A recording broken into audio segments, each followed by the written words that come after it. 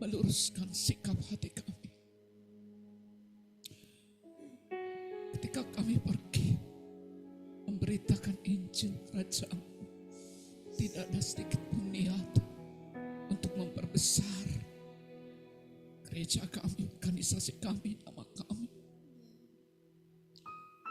Hanya satu motivasi hati kami. Kami lakukan karena kami mengasihi Kau. Karena Kau telah terlebih dahulu mengasihi kami. Kami ingin menyenangkan hati-Mu Tuhan. Terus luruskan, murnikan hati kami. Kami tidak ingin apa yang kami sudah alami.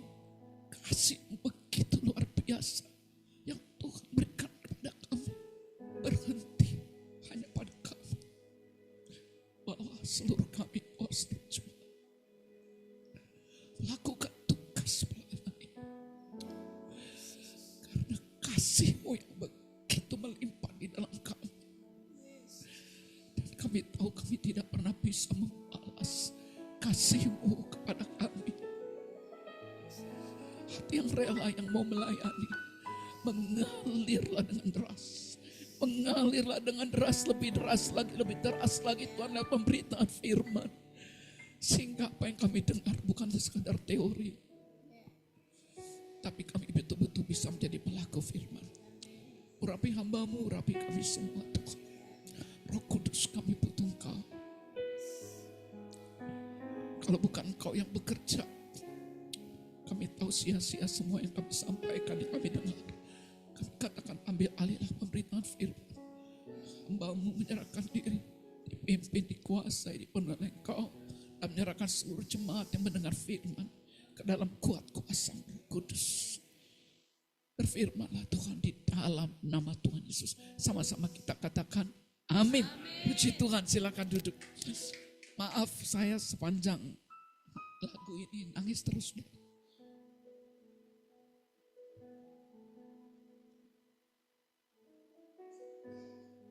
Karena memang judul hari ini tentang Injil adalah kekuatan Allah. Sementara saya menyiapkannya, semakin Tuhan meneguhkan saya tentang bagaimana pentingnya umat Tuhan tahu tentang Injil yang adalah kekuatan Allah. Itu judul yang diberikan. Ada beberapa hal penting yang saya ingin sampaikan tentang Injil adalah kekuatan Allah. Mari kita sebentar lihat Roma 1 ayat 16 sampai 17.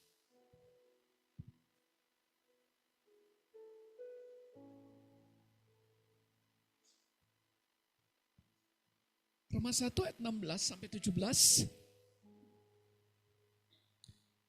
Kita baca sama-sama 1, 2, 3. Sebab aku yakin yang Injil. Karena Injil adalah kekuatan Allah yang menyelamatkan setiap orang yang percaya. Pertama-tama orang Yahudi, tetapi juga orang Yunani. Lanjut. Sebab di dalamnya nyata kebenaran Allah yang bertolak dari iman dan memimpin kepada iman. Seperti ada tertulis, orang benar akan hidup oleh iman. Jadi hal pertama kita satu betul menyadari bahwa Injil Kerajaan Allah itu adalah the power of God. Kekuatan Allah, kuasa Allah yang bukan hanya menyelamatkan kita, bukan hanya memindahkan kita dari gelap kepada terang, hanya membuat kita bisa mati masuk surga. Tidak secetek itu. Apa yang dikatakan Injil adalah kekuatan Allah. The power of God. Kekuatan Allah, kuasa Allah yang sanggup menyelamatkan. Kita lihat sekali lagi ayat 16 ya. Paulus berkata, aku punya keyakinan yang kokoh dalam Injil. Karena Injil adalah kekuatan Allah yang menyelamatkan.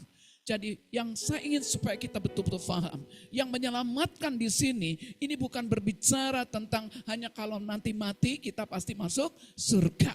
Kalau Injil itu hanya untuk memindahkan kita dari kerajaan gelap, kerajaan terang. Menuliskan nama kita di dalam kehidupan. Mari kita sama-sama segera mati saja. Betul enggak? Kalau memang hanya untuk itu. Tapi kata menyelamatkan di sini bukan hanya menyelamatkan. Di situ ada satu paket di dalamnya. Ya.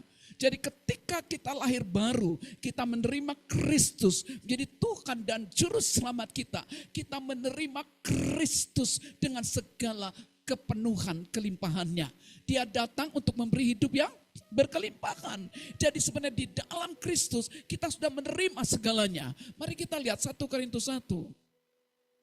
Supaya kita diteguhkan tentang jati diri kita sehingga kita tidak malu. Di dalam ayat firman Tuhan ini, aku mempunyai keyakinan yang kokoh dalam Injil. Ini bicara tentang aku tuh gak malu. Paulus katakan, saya gak malu untuk memberitakan Injil. Karena saya tahu Injil itu bukannya sekedar kabar baik. Tapi Injil itu bicara tentang kuasa Allah, tentang kehidupan realita Kristus yang telah mati bagi kita, yang telah mengasihi kita semua. Lalu dia bangkit dan dia hidup di dalam kita. Dan dia ingin bergerak di dalam hidup kita. Amin. Mari kita lihat sebentar 1 Korintus 1.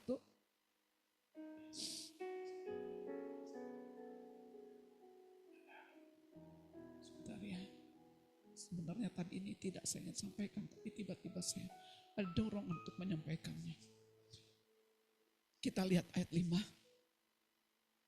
Sama-sama kita baca 1 Korintus 1 ayat 5. 1, 2, 3. Sebab di dalam Dia kamu telah menjadi kaya dalam segala hal. Dalam segala macam perkataan dan segala macam pengetahuan. Kadang-kadang kita berpikir, mungkin ibu-ibu di tempat ini yang merasa menjadi petani, mungkin juga sekolahnya biasa-biasa saja, tapi saya dengar luar biasa. Ya, ada yang sekolah di PKBM di sini. Walaupun dia belum lahir baru, tapi itu cikal bakal, itu pasti dia akan bertemu dengan Tuhan. Tapi paling tidak, apa yang Tuhan kerjakan, saya dengar dia sudah dipakai di Thailand ya, Taiwan apa Thailand? Taiwan, ya itu luar biasa. Itu baru sedikit secuil. Tapi Tuhan sebenarnya ingin lakukan lebih banyak. Karena Tuhan katakan, di dalam Dia, sebenarnya di dalam Kristus kamu telah menjadi kaya dalam segala hal. Sama-sama kita katakan, di dalam Kristus, saya telah menjadi kaya. Saya telah menjadi kaya dalam segala hal. Mari imajinasikan, saya tidak perlu menjadi minder. Walaupun saya sekolah tidak menjadi S1, S2, S3. Tetapi Kristus yang telah mati, yang telah bangkit, yang telah berkorban, yang telah mengasihi kita, Dia tinggal di dalam kita. Sehingga kita semua punya potensi. Kamu kaya di dalam Dia, dalam segala hal, dalam segala macam perkataan, dan dalam segala macam pengetahuan. Artinya tidak ada satupun di antara kita yang menjadi minder. Amin. Kadang kita berpikir, aduh rasanya saya kalah deh pengetahuan saya dengan si ini, si itu. Bahkan saya sendiri kadang, waktu saya belum betul-betul dibukakan Tuhan tentang jati diri, saya merasa saya ini seorang perempuan. Saya tidak sehebat almarhum suami saya, Bang Ferry. Saya pikir dia tuh kan orangnya jenius, orangnya pinter ini, pinter itu. Sehingga kadang-kadang saya berpikir, kayaknya saya tidak akan pernah bisa seperti dia. Tuhan bilang, memang kamu bukan seperti dia. Kamu seperti Kristus. Amin. Dia kaya. Kristus yang bekerja di dalammu sama dengan Kristus yang bekerja di dalam dia dan dalam kita semua. Artinya kita tidak perlu minder. Di dalam perkataan kadang-kadang ketika kita memberitakan ada rasa takut ya. Aduh gimana kalau saya salah bicara. Aduh rasanya gak bisa bicara. Sehingga banyak orang jadi gak berani memberitakan. Karena merasa tidak pandai berkata-kata. Karena kita tidak melihat kepada apa yang Tuhan firmankan. Padahal kalau kita sadar jati diri kita di dalam Kristus, kamu telah menjadi kaya. Di dalam Dia kamu kaya dalam segala hal, dalam segala macam perkataan, dalam segala macam pengetahuan. Artinya ada hal-hal yang tidak bisa ditangkap oleh para profesor. Ada hal-hal yang tidak bisa dijelaskan oleh ilmuwan-ilmuwan dari manapun. Sekalipun mereka kelihatannya pintar, mereka tahu ahli ini. Tapi ada pengetahuan yang Tuhan berikan, bukan kepada orang-orang yang merasa hebat, tetapi orang-orang yang memberi diri kepada Tuhan. Tapi bukan juga kita tidak belajar. Jadi ada keseimbangan. Ya, ada pelajaran-pelajaran yang memang harus kita pelajari ya. Matematika tidak ada pelajarannya di Alkitab. Ya, sehebat apapun secara rohani kalau orang ini tidak mau belajar matematika itu kecuali mujizat dan itu jarang sekali terjadi. Ya, pernah ada orang yang belum pernah belajar bahasa, tiba-tiba bisa bahasa Inggris. Apakah kita bilang berarti saya tidak perlu bahasa Inggris dan saya harus seperti dia? Itu 1 di antara 1000. Itu jarang sekali. Tetapi yang umumnya Tuhan ingin kita semua paham tentang jati diri kita di dalam Kristus. Saya kaya dalam segala hal, saya kaya dalam segala macam pengetahuan, saya kaya dalam segala macam perkataan, sehingga kita tidak perlu takut untuk berkata-kata. Termasuk dalam hidup kita sehari-hari. Karena Injil kerajaan itu bicara tentang kehidupan sehari-hari. Sebelum kita berkata-kata kepada orang di luar sana, pasti Tuhan juga ingin kita bisa berkata-kata di rumah kita, di keluarga rohani, dalam keluarga kita masing-masing. Kita tidak perlu menjadi minder. Karena betul, perkataan kita itu menentukan masa depan kita. Itu sebabnya kalau kita sadar dia tinggal dalam kita. Dan kita terus tinggal di dalam dia. Kita terus bangun persekutuan di dalam dia. Kita terus tekun merenungkan firman-Nya. Ini yang dikatakan di dalam dia. Kamu, saya, kita kaya. Wow. Jadi nggak ada satupun di sini yang perlu minder. Amin. Katakan, saya tidak perlu minder. Saya tidak perlu takut untuk memberitakan tentang Tuhan. Karena aku kaya dalam dia. Dalam segala macam perkataan. Dalam segala macam pengetahuan. Ya, itu yang Tuhan sudah tetapkan buat kita. Nah, jadi poin pertama Injil Kerajaan adalah merupakan kekuatan kuasa Allah yang menyelamatkan, yang membebaskan, yang menyembuhkan, yang memulihkan. Jadi itu ada dalam satu paket. Bukan hanya menyelamatkan biasa, tapi dia juga bisa menyembuhkan buat yang sakit. Bukan sakit lahiriah saja bahkan, sakit secara jiwa, sakit secara mental. Oh Jesus Lord, Jesus kembrasto ini milau sikranto. Oh Tuhan, terima kasih. Seringkali saya berpikir orang yang sakit mental itu memang perlu ahli jiwa. Iya betul. Tapi Tuhan juga bicara, seringkali karena kuasa Allah belum betul-betul kembali melimpah ruah dalam hidup kita, dalam gerejanya. Saya melihat sebuah kesaksian dari gereja Tuhan itu di luar negeri. Mereka punya toko buku rohani. Pemimpinnya, mbak tuannya hanya duduk di toko buku. Orang-orang yang datang, dia nggak kenal siapa. Langsung dia tahu, ini orang perlu begini, orang-orang begini. Hanya dia bilang bla bla bla bla bla, in the name of Jesus, cekrek cekrek cekrek. Orang-orang itu dilepasin, dibebasin. Pembeli orang yang mau datang ke toko buku rohani. Tapi karena ada kuasa Allah, the power of God yang dibawa oleh hamba Tuhan ini. Tapi seharusnya bukan hanya hamba Tuhan itu saja, tapi saya dan kita semua pun Tuhan ingin pakai, amin. Saya lihat, oh iya ya, dia tidak lakukan di ibadah. Ya, jadi bukan, kadang-kadang kita berpikir kuasa Allah itu terjadi pada saat hanya di ibadah minggu. Gak. Ternyata di toko buku pun, ya Mbak Kensi pun ngalamin ya, di kampus ketemu ibu dosen kan, ketika kuasa Allah menjamah, dosen pun takluk. Karena kepada Kristus yang tinggal di dalamnya. Jadi saya belajar dari sini, oh ya Tuhan, kadang-kadang ini saya yang menganggap bahwa, oh ya dia sakit mental, dia perlu untuk ditangani oleh ahli jiwa. Ada yang perlu ditangani oleh ahli jiwa memang, tetapi satu yang Tuhan bilang, ahli jiwa tetap kalau tidak mengandalkan kuasa roh tetap kurang. Bisa. Tetapi sebaliknya, orang yang dipenuhi dengan kuasa Allah, dia nggak kenal orang ini, hanya datang saja, tiba-tiba dia langsung tahu. Sehingga orang itu sampai terlepas, terbebaskan. Dan setelah dia dibebaskan, muka orang tuh terlihat ya. Kalau orang yang dibebaskan, yang dilepaskan, itu beda sekali. Wajahnya yang tadinya datang penuh dengan tekanan, wajahnya kusem. Setelah dia alami kebebasan, wajahnya bersinar-sinar, tinggal dimuridkan. Ya, nah karena itu Tuhan ingin kita mengerti tentang Injil yang diberitakan di sini adalah bukan hanya tentang keselamatan pindah dari kerajaan gelap ke kerajaan terang, mati masuk surga, tapi itu ada satu paket di dalamnya. Di dalam Injil ada kuasa Allah untuk membebaskan orang yang terikat, untuk membuat orang sakit disembuhkan, termasuk sakit mental, untuk memulihkan keadaan orang-orang yang selama ini hidupnya tidak bisa maju. Orang-orang yang selama ini merasa tidak punya harapan. Tapi ketika mereka mengalami Injil yang the power of God itu, Injil kerajaan, Injil kuasa Allah, mereka akan alami pemulihan Tuhan. Jadi sekali lagi, kalau kita tahu Injil itu adalah kuasa Allah, bahkan di dalamnya ada kebenaran Allah tentang orang yang dibenarkan oleh iman.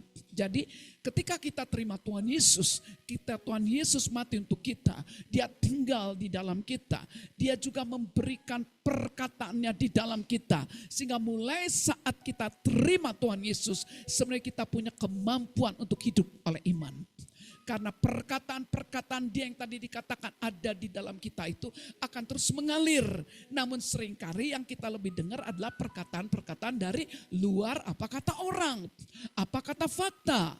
Tapi sebenarnya Kristus yang diam di dalam kita, dia akan memberikan perkataan-perkataannya. Dan perkataan-perkataannya itulah yang harus kita alirkan. Perkataan-perkataannya itulah yang akan menghidupkan. Kenapa ada banyak pertengkaran di mana-mana? Kenapa ada sakit hati di mana-mana? Karena seringkali perkataan kita bukan perkataan yang kaya berasal dari Kristus, tapi perkataan dari hikmat sendiri, dari persepsi sendiri. Akhirnya kita menghakimi orang menurut perkataan kita. Akhirnya bukan Injil yang diberitakan, malah sakit hati yang terjadi di mana-mana. Tapi Tuhan bilang itu harus berlalu dari rumah Tuhan. Amin. Harus berlalu. Karena Tuhan ingin kita memahami tentang Injil kerajaan, the power of God itu. Itulah yang harus diberitakan. Di dalam Injil yang Tuhan sudah berikan pada kita. Lewat kehadirannya, lewat kehadiran Kristus dalam kita ada perkataannya. Sehingga kita menjadi orang benar yang hidup dari perkataannya. Kita tidak lagi hidup dari fakta dan data. Amin. Hal yang kedua yang saya sampaikan. Kisah Rasul 4 ayat 12 kita lihat, kita baca sama-sama. Kisah Rasul 4 ayat 12.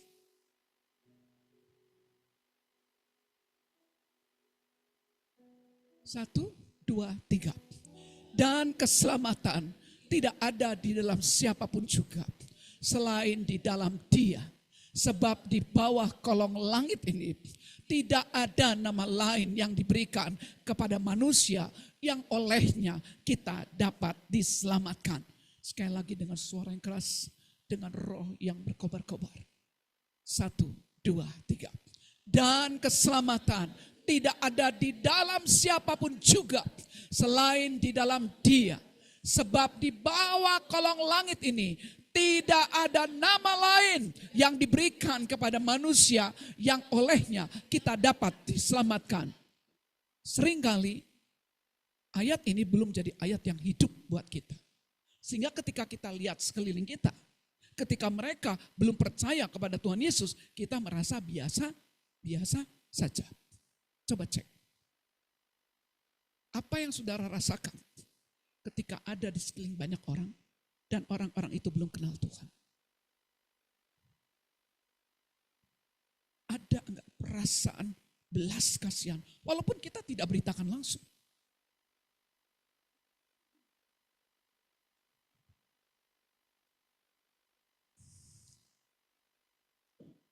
Ada atau tidak? Perasaan belas kasihan yang dari hatinya.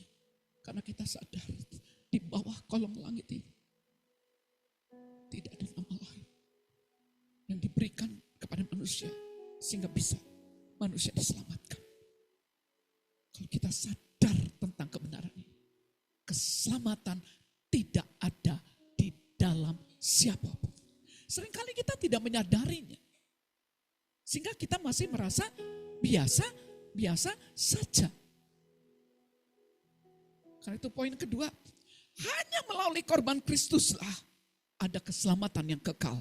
Ingat, keselamatannya bukan keselamatan yang hanya pindah tempat ya. Keselamatan yang paket tadi loh saudara. Selalu lihat keselamatan, jangan lihat hanya mati masuk surga. Jadi kalau kita memberitakan tentang Tuhan, jangan lihat mereka hanya supaya mereka pindah mati masuk surga. Ada paket di dalamnya semua. Amin.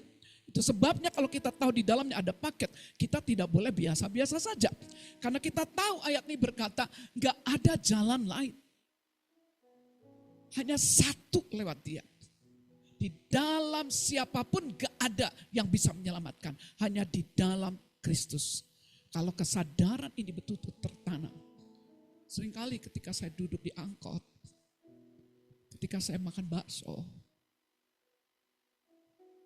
ketika saya berjalan, sampai saya jalan, saya bisa merasakan belas kasihan Tuhan.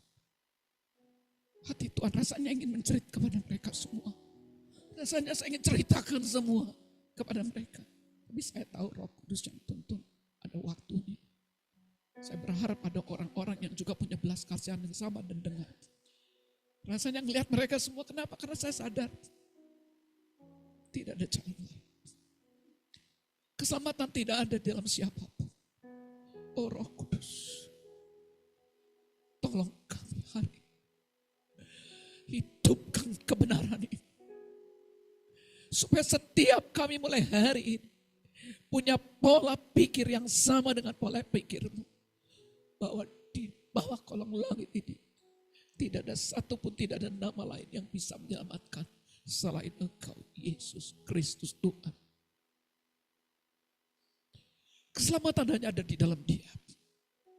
Itu yang menyebabkan saya dari sejak saya kenal Dia. Saya bilang sama Tuhan, saya ingin keliling dunia sebenarnya. Tapi ternyata saat ini belum dibawa keliling dunia. Tapi hati yang ingin bercerita pada banyak orang itu terus saya bisa rasakan. Karena itu kalau nyanyi lagu seperti ini, saya udah gak tahan. Karena saya bisa dengar cerita banyak orang. Walaupun bukan saya saja. Karena itu doa saya, kita semua lewat firman yang disampaikan. Kita bisa merasakan cerita hati Tuhan. Karena Dia tahu di bawah kolong langit ini tidak ada yang lain. Selain hanya di dalam Tuhan Yesus. Hanya lewat korban Kristus lah ada keselamatan yang kekal. Karena kita tahu hanya lewat Dia. Karena itu memang kita harus memberitakan tentang Dia. Kalau kita tahu nggak ada yang lain, masa kita diam saja? Karena itu mari kita lihat firman-Nya bagaimana Paulus berkata. Dalam 1 Korintus 15 ayat 3. Dia paham sekali kebenaran ini. Kita baca sama-sama 1 Korintus 15 ayat 3.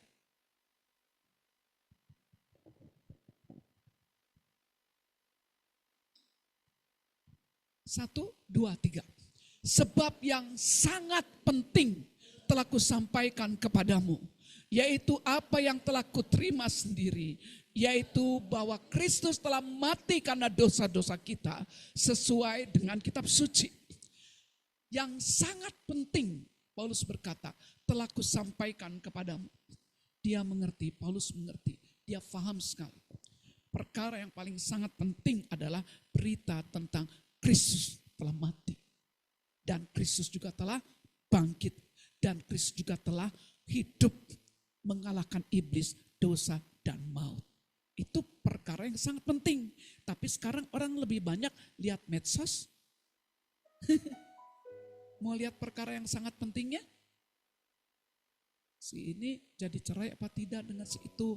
Ya, jadi rujuk apa tidak dan sebagainya. Lalu mereka sibuk, betul? Ada begitu banyak termasuk anak-anak Tuhan sekarang. Mereka sibuk. Sibuk di medsos. Dan tidak menyadari bahwa yang sangat penting itu seharusnya yang disampaikan lewat kehidupan sehari-hari kita. Yang sangat penting karena kita tahu kalau mereka tidak mengenal Tuhan yang kita alami, mereka mau kemana? Ya, baru-baru ini saya minum es kelapa di sebuah warung. Ada seorang ibu, saya tanya, Bu, ibu kerjanya apa aja? Ya, jam 2 subuh udah bangun saya, Bu. Ngapain? Bikin nasi kuning, bikin bala-bala, bikin combro, bikin ini, bikin itu, dan sebagainya. Terus nanti sekitar jam 5:30 sudah saya jual semuanya. Ibu dibantu oleh siapa?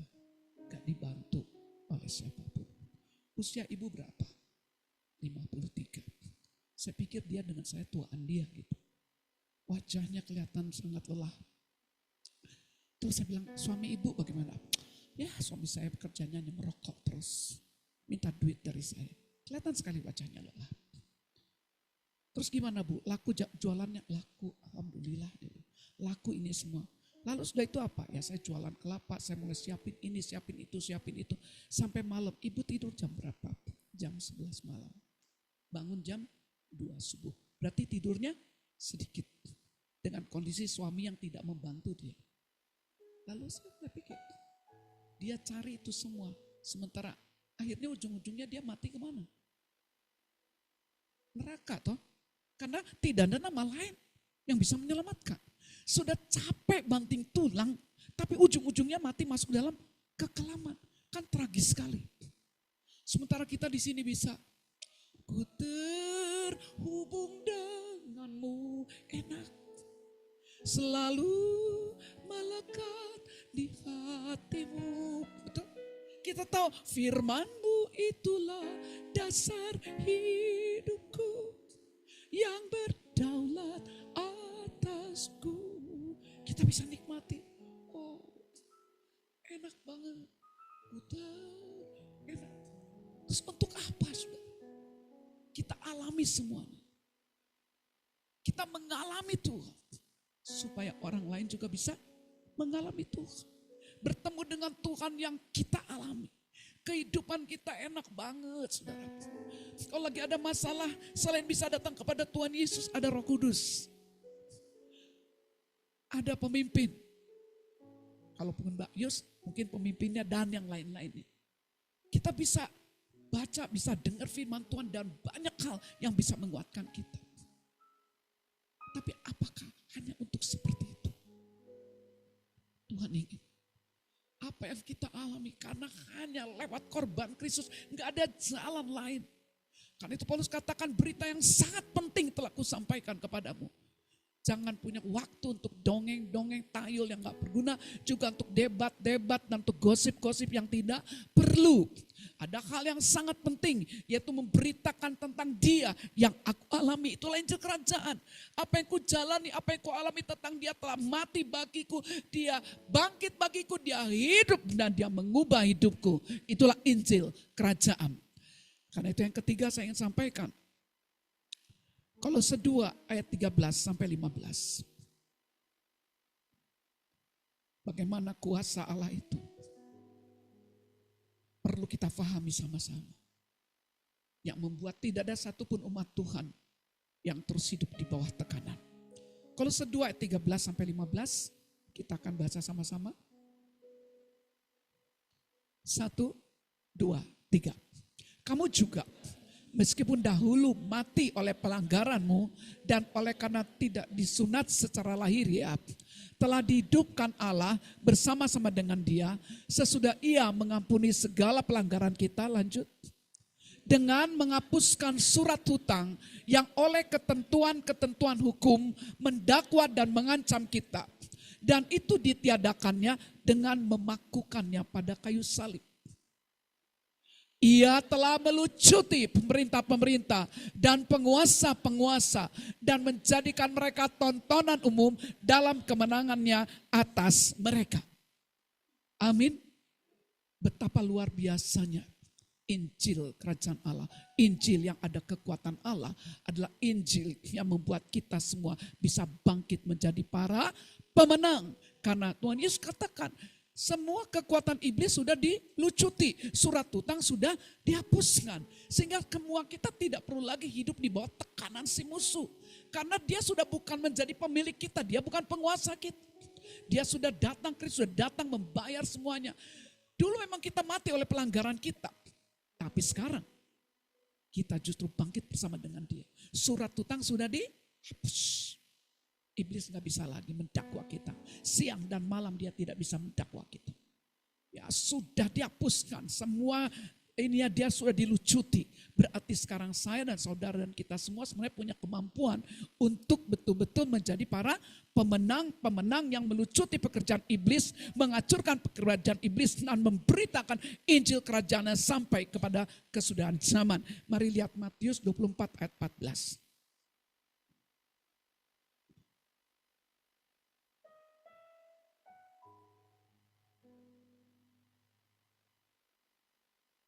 Satu, dua, tiga. Dan Injil Kerajaan ini akan diberitakan di seluruh dunia menjadi kesaksian bagi semua bangsa. Sesudah itu barulah tiba kesudahannya. Dan Injil Kerajaan ini akan diberitakan di seluruh dunia. Sekali lagi Tuhan ingin sekali supaya kita tidak berhenti hanya menikmati bagi diri kita sendiri. Ibu penjual es kelapa ini, walaupun saat ini saya belum sempat, karena saya ngikutin tuntunan Roh Kudus, saya tahu saya lagi sedang mengadakan pendekatan. Ya, seminggu 2 kali saya melewati tempat itu, dan seminggu 2 kali saya juga ngobrol dengan ibu tersebut. Saya bisa melihat bahwa betapa ngerinya, kasihannya orang-orang. Itu baru satu ibu. Belum lagi banyak orang, kadang kalau kita jalan, saya sudah lihat ada tukang beca, ini ada semua. Semua mereka, dan sementara Tuhan bilang, Tuhan mati bukan hanya bagi kita saja. Mati bagi semua orang. Darah yang ditumpahkan bukan hanya untuk segelintir orang, tapi buat mereka dan buat semua orang. Semua bangsa. Seharusnya kalau kita paham tentang ini, di dalam hati kita memang harus ada selalu belas kasihan Tuhan. Yang membuat apapun yang kita kerjakan tidak lagi untuk kepentingan kita. Tapi membuat orang-orang mengalami Kristus yang hidup, yang telah menjamah kita. Ketika saya menyiapkan ini, ada satu ayat yang membuat saya terus-menerus menangis, karena Tuhan hidupkan lagi tentang bagaimana Dia datang untuk mendamaikan dosa seluruh bangsa. Kita lihat sebentar Ibrani 2 ayat 14 sampai 15. Jadi poin ketiga, kekuatan kuasa Allah di dalam Injil sanggup menghancurkan pekerjaan iblis yang mengubah hidup kita dan mengubah hidup banyak orang.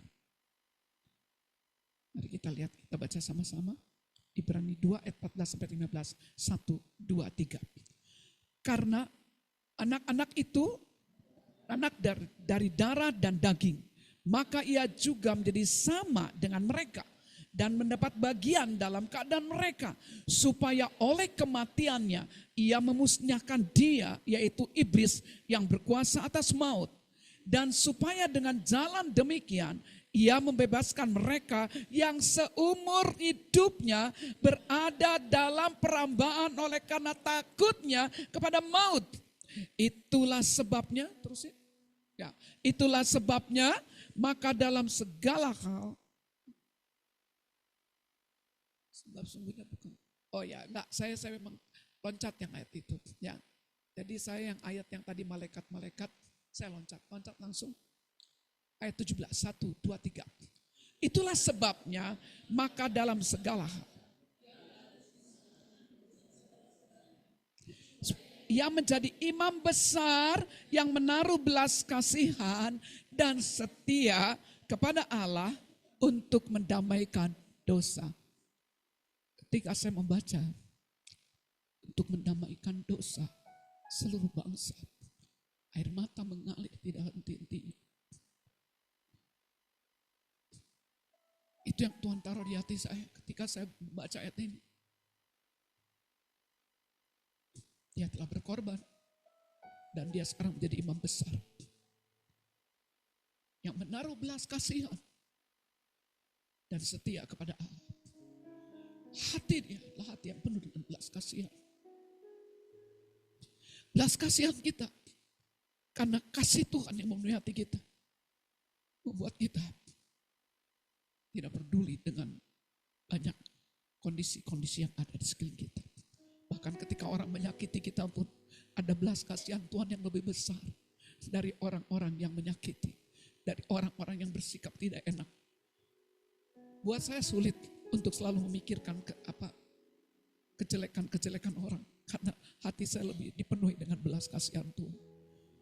Gak punya banyak waktu untuk memikirkan kejelekan orang, tidak punya banyak waktu untuk sakit hati. Buat saya, dia telah mengasihi saya dan dia telah mati buat saya. Dan dia juga telah mati dan bangkit untuk semua orang.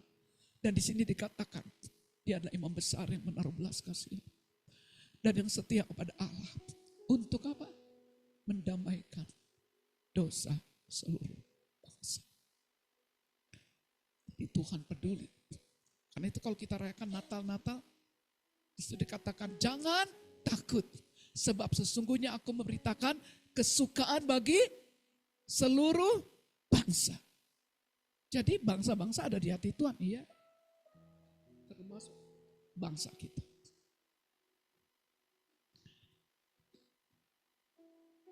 Kalau kita menyadari bahwa nggak ada jalan lain, kolong langit ini hanya lewat Dia. Dan Dia tinggal dalam kita. Dan Dia itu Tuhan yang penuh belas kasihan. Pasti memberitakan Injil, bukan paksaan lagi. Bukan program. Itu mengalir di dalam hati kita. Walaupun tidak langsung kita yang memberitakan. Mungkin ada orang lain yang Tuhan tentukan. Tapi saya bisa merasakan hati itu. Kalau saya lagi naik Grab, saya naik apapun, itu hati itu mengalir. Saya pengen cerita, tapi saya juga ingat. Saya harus ikuti tuntunan Roh Kudus. Tapi belas kasihan itu membuat, memang saya tidak ingin hidup untuk yang lain. Saya hanya ingin membagikan apa yang saya alami dengan Dia.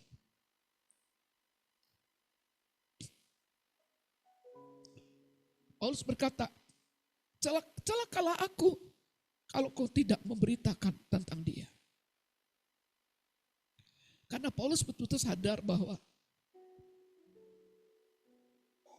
memberitakan Injil lewat hidup kita sehari-hari itu adalah sesuatu yang sangat penting. Kita lihat sebentar 1 Korintus 9 ayat 16 dan 19.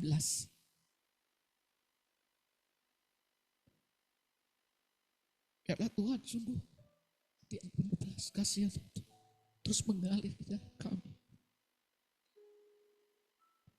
Membuat kami selalu mengasihi Engkau, mengalami Engkau, menceritakan Engkau dalam hidup sehari-hari kami. Kita baca 1 Korintus 9 ayat 16 dan ayat 19. 1, 2, 3. Karena jika aku memberitakan Injil, aku tidak punya alasan.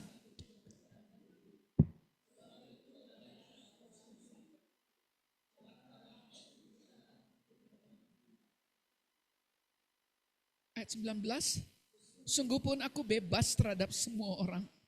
Aku menjadikan diriku hamba dari semua orang, supaya aku boleh memenangkan sebanyak mungkin orang. Celakalah aku jika aku tidak memberitakan Injil. Seringkali umat Tuhan tidak menganggap ini sesuatu yang penting.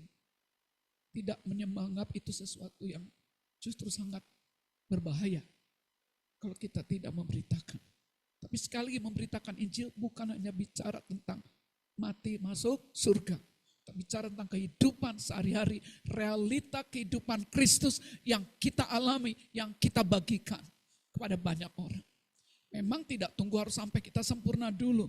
Apa yang kita alami itu yang kita ceritakan. Apa yang kita alami itu akan kita ceritakan. Apakah orang mau terima atau tidak, itu bukan urusan kita. Paulus berkata, jika aku memberitakan Injil, aku tidak punya alasan untuk memegahkan diri. Ada banyak orang kan, kalau udah memberitakan Injil merasa, oh udah hebat. Gak ada alasan untuk memegahkan diri. Itu keharusan bagiku. Biarlah Roh Kudus menyingkapkan kebenaran. Ini adalah sebuah keharusan. Justru kalau kita tidak melakukannya, justru kita yang celaka. Celakalah aku jika aku tidak memberitakan Injil. Sungguh pun aku bebas terhadap semua orang. Aku menjadikan diriku hamba dari semua orang. Supaya aku boleh memenangkan sebanyak mungkin orang. Mari kita bangkit berdiri.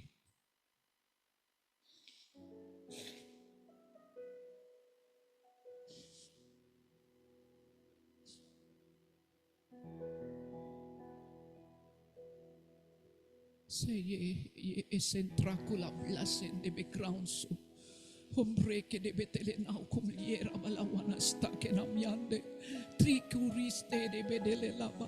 Bukakan kebenaran ini Tuhan. Le ekren de becala kala aku jika aku tidak memberitakan Injil. Le ekriste ke pronto lo yende bede granda balawana saikra. Bukakan kebenaran ini Tuhan sehingga kami tidak lagi merasa biasa-biasa saja melihat orang-orang di sekeliling kami, melihat orang-orang yang sering berinteraksi dengan kami, baik yang sedang bekerja di kantor, baik yang sedang bekerja di sekolah-sekolah yang sedang sekolah, baik yang di kampus, dimanapun kami berada. Buat pemahaman ini menjadi sebuah kebenaran yang memerdekakan. Kami percaya kepada Engkau Tuhan, bahwa Engkau ingin apa yang kami alami tidak berhenti pada kami. Boleh berlanjut pada banyak banyak orang Tuhan yang betul-betul membutuhkan mengalami apa yang kami alami. Kita sembah Tuhan lagu yang tadi. Ketika kita lagu ini mengatakan berikanku hati, sebenarnya hati itu sudah ada di dalam kita.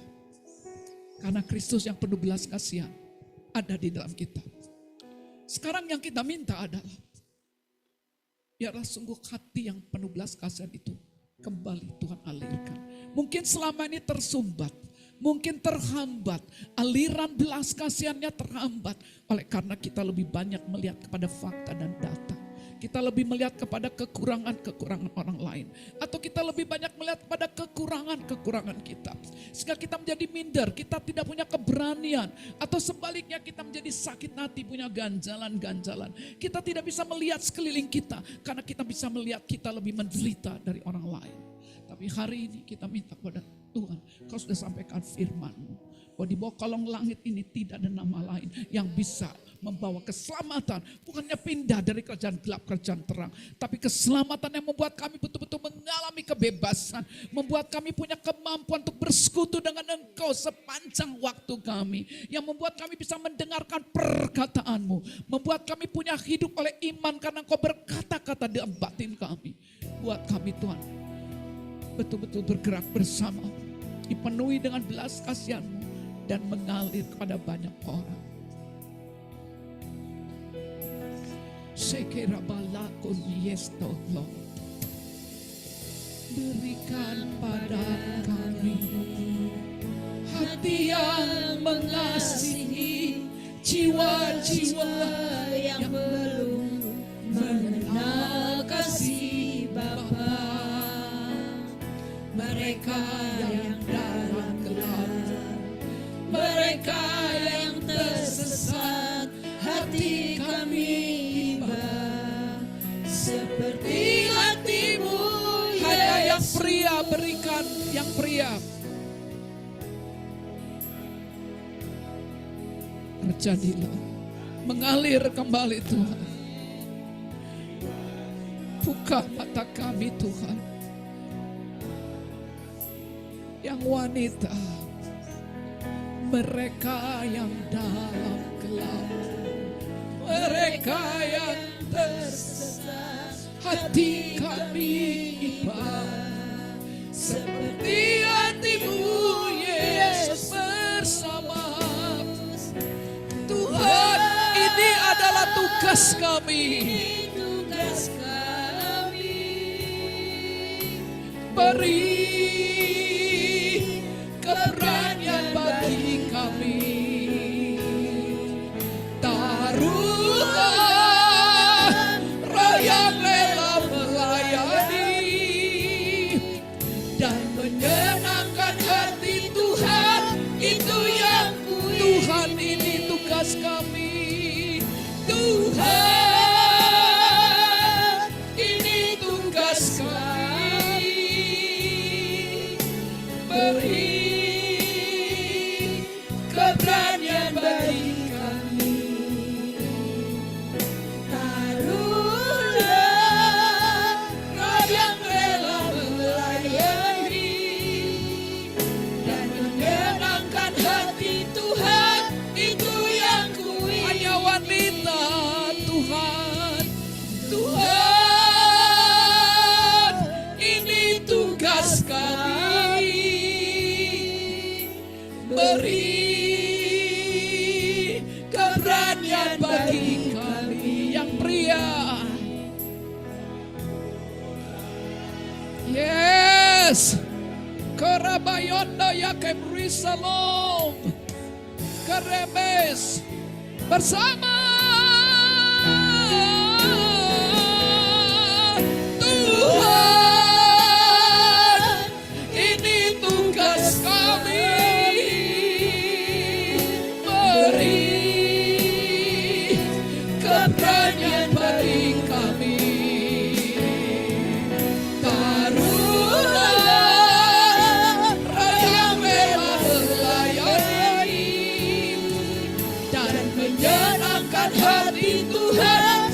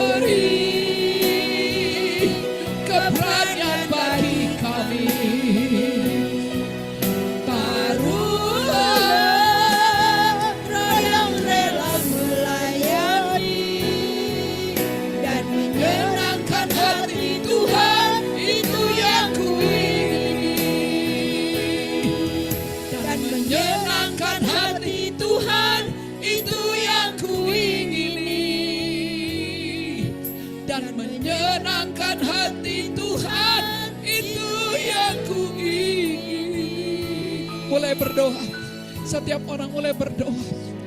Aureka bawana sodene beraka, shidebe bronto kolkololam laba. Minta supaya kebenaran ini menjadi kebenaran yang memerdekakan. Kita tidak pernah biasa-biasa lagi melihat sekeliling kita. Loko beranda, doa kita tidak menjadi biasa-biasa lagi. Loko prokoda wande shina bawando.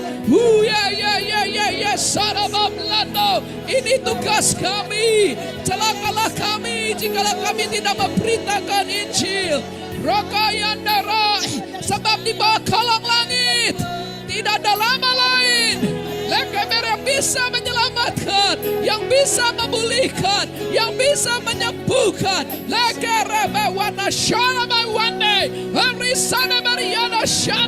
Di dalam Dia kamu kaya, dalam segala macam perkataan, dalam segala macam pengetahuan. Setiap orang berdoa, berkata kepada Tuhan, Tuhan, aku kaya di dalam Engkau. Aku tidak takut berkata-kata, karena kamu kaya dalam segala perkataan. Aku juga tidak takut merasa tidak pandai, karena aku kaya dalam segala macam pengetahuan yang berasal dari surga, yang berasal dari hikmat Tuhan.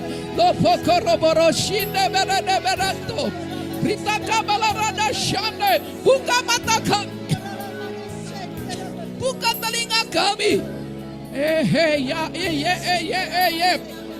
Tetangga-tetanggamu, orang-orang yang sering berinteraksi dengan engkau, mungkin itu para pedagang-pedagang, mungkin para pembeli-pembeli, orang di kantormu, orang-orang yang sering berinteraksi dengan engkau.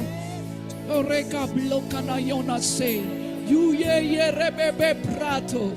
Lika koyande sebra usi di bayondo yete soko brudoto. Berdoa minta saat ini supaya Tuhan mulai menaruhkan di hatimu. Jangan puas hanya dengan yang ada saat ini. Kau mulai minta pada Tuhan. Mungkin kau yang selama ini tidak berani memberitakan, kau lihat kau kaya dalam segala macam perkataan dan pengetahuan. Kristus yang melimpah di dalammu, di dalamku, jadi sumber segala-galanya. Mungkin selama ini kita bergumul dengan diri kita, karena kita justru tidak melihat apa yang Tuhan lihat. Di saat mata kita mulai terbuka, Tuhan yang menyediakan semua yang kita perlukan. Keye ramus. Suke rang tu belilaktu, trikole belaso demetra, ule eye, taruh tanganmu sebelah tangan kananmu di dadamu, sende betaronto, pri ete pekeke kranda, la ikuna sande bakrasa, doa sende beki keuna fantra, taruhkan Tuhan di hati kami, khususnya orang-orang yang mungkin selama ini kami lupakan, orang-orang tidak kami lihat Tuhan. Bahkan tidak kami pandang sebelah mata. Tapi biarlah kebenaran ini kau mulai taruhkan orang-orang yang kau inginkan. Untuk mereka boleh menerima belas kasihan Tuhan yang Tuhan sudah berikan bagi kami. Kerabadabashande, loko proko yenda senda baba, loro kede beranto brikedama, lokraba shunde bede kranso, tuci pe pranta sela mitra, loreka nama wana sonde, bersihkan. Segala pola-pola pikir yang membatasi kuasa-Mu Tuhan saat ini dirobohkan di dalam nama Tuhan Yesus.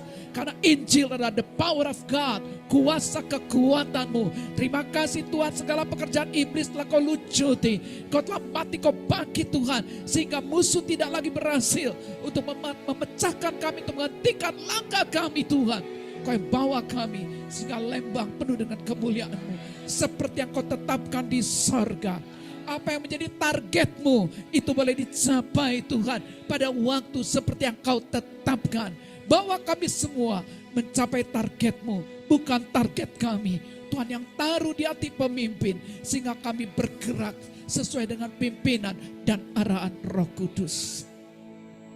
Kita sembah Dia, biar belas kasihan-Mu, biar belas kasihan-Mu Bapa,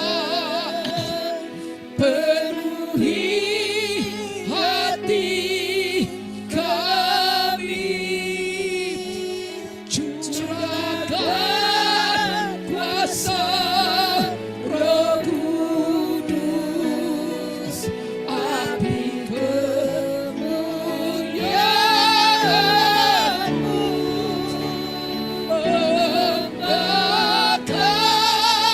hati yang rindu untuk melayani-Mu, sampai seluruh bumi negeri ini, sampai seluruh negeri ini dipenuhi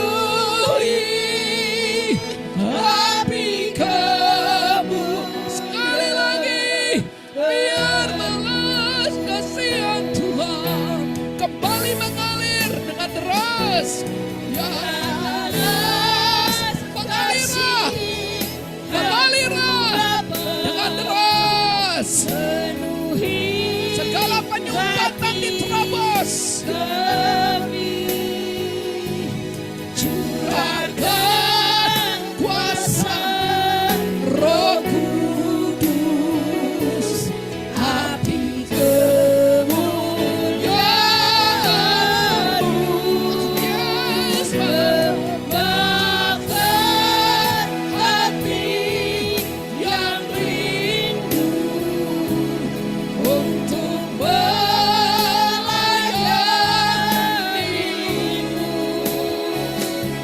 sampai seluruh negeri ini, sampai seluruh bumi ini dipenuhi api kemuliaan, sampai seluruh Lembang, sampai seluruh negeri ini dulu, negeri ini, sampai seluruh kota Lembang, kota Lembang dipenuhi Jesus, api kemuliaan.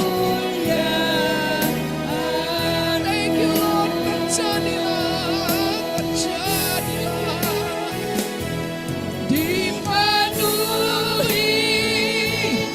api kemuliaan-Mu, dipenuhi api kemuliaan-Mu, dipenuhi api kemuliaan-Mu. Mulai bayangkan, imajinasikan semua kita, haleluya, termasuk remaja, termasuk anak-anak muda, anak kecil, semuanya mengalami aliran belas kasihannya, mengalir dengan deras. Tidak ada lagi umat Tuhan yang gampang sakit hati, konflik batin. Oh, jauhlah itu daripada umat Tuhan. Thank you Lord, thank you Lord. Karena mata kami menjadi seperti mata-Mu.